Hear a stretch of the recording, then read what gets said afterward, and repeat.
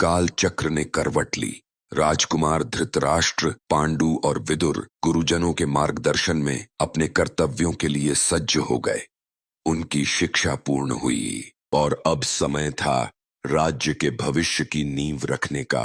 हे महादेव, मेरे आराध्य, मुझे शक्ति दीजिए कि मैं अपने कर्तव्यों का पालन कर सकूं। मेरा जीवन धर्म और त्याग के मार्ग पर अग्रसर हो। गंधारी, तुम्हारी तपस्या से मैं प्रसन्न हूं। मांगो, तुम्हें जो वरदान चाहिए।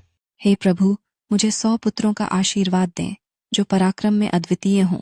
तथास्तु। तुम्हारी गोद 100 पुत्रों से भरेगी, परंतु इसके साथ तुम्हारे धैर्य और सहन शक्ति की भी परीक्षा होगी। गंधारी का गुण और धर्म हस्तिनापुर के योग्य है। धृतराष्ट्र के साथ यदि यह विवाह संपन्न होता है तो दोनों राज्यों के बीच संबंध अटूट हो जाएंगे। यह हमारा सौभाग्य होगा। लेकिन क्या धृतराष्ट्र उनकी दृष्टिहीनता के बावजूद एक उपयुक्त पति बन पाएंगे? धृतराष्ट्र की दृष्टिहीनता उनकी शक्ति और योग्यता को नहीं छूती।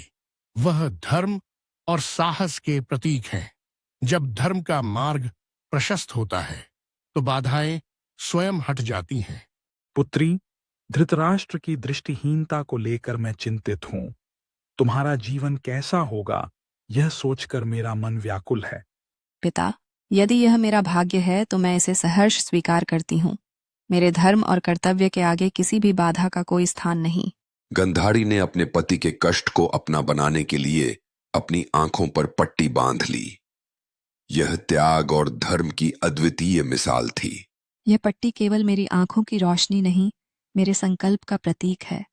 धर्म का पालन और अपने पति का साथ देना ही मेरा जीवन है। जब त्याग और प्रेम का संगम होता है तभी धर्म की सच्ची परीक्षा होती है। विवाह केवल 2 व्यक्तियों का मिलन नहीं, यह 2 आत्माओं और 2 कर्तव्यों का संगम है।